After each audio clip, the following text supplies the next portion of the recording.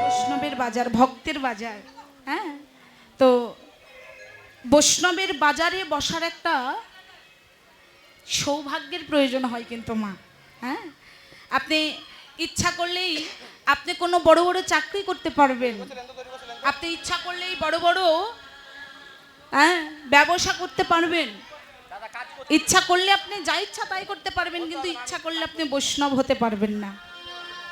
বৈষ্ণব হতে গেলে অন্তরে ভক্তির প্রয়োজন।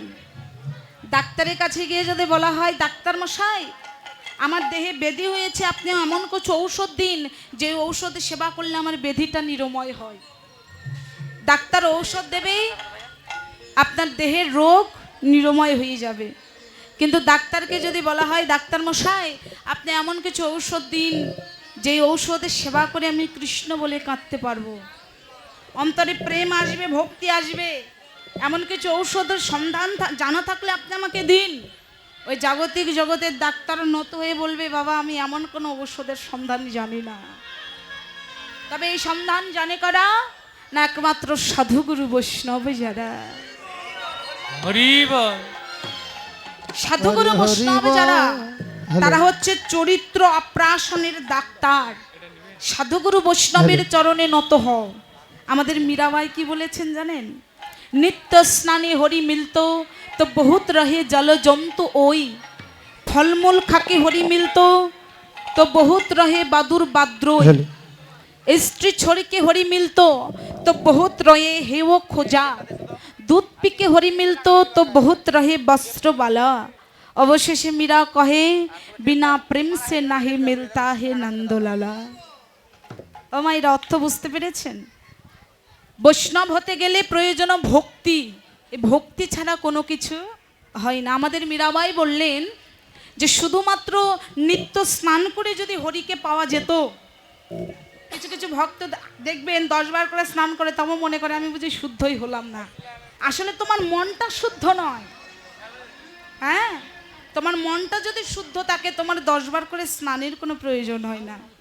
তো নিত্য স্নান করে যদি হরিকে পাওয়া যেত, তবে যারা জলে বাস করে মায়েরা, জলজন্তু যারা জলে বাস করে, তারা তো প্রতিনিয়তই স্নান করে, তাহলে তারা হরিকে পেয়ে যেত। শুধুমাত্র ফল খেয়ে যদি হরিকে পাওয়া যেত, যারা বাদুর বাদ্রোই, যেগুলো বাদুর আছে ফল খেয়ে থাকে, তারাই পেয়ে যেত। দুধ পিকে হরি মিলতো তো বহুত রহে বস্ত্রবালা, অর্থাৎ দুধ খেয়ে যদি হরি মিলতো, তবে যেগুলো বাছুরি আছে, বাছুরি আগে হরি পেয়ে যেত। স্ত্রী পরিত্যাগ করলে যদি হরিকে পাওয়া যেত, তবে যারা নপুংসক, যারা বিবাহ করে না, কি গো মায়েরা, তারাই হরি পেয়ে যেত।